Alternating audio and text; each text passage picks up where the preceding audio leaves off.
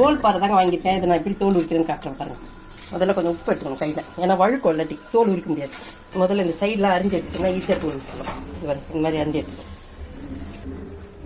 இந்த இடத்துல ஒரு முள் மாதிரி இருக்கும் குண்டா, அந்த முள்ளை பிடிச்சின்னு இழுத்தோம்னா அழகாக வந்துடும். பார்த்தீங்களா, சூப்பராக இருந்துச்சு பாருங்கள். அதே போல் இந்த பக்கம் கொஞ்சம் உப்பு தொட்டுணும். உப்பு தொட்டு இந்த ரஃப்பாக இருக்கும் பாருங்கள் முள், அதை பிடிச்சின்னு இப்படி இழுத்தோம்னா வந்துடும். மீனை வந்து தோல் உரிக்காத பண்ணோம்னா ஒரு மாதிரி மிளகாத்தூள் வெடிப்படிக்குதுன்னு சொல்லுவாங்க. அதனால தான் தோல் உரிக்கும். எல்லா மீனும் தோல் உரிச்சு காட்டுறேன்.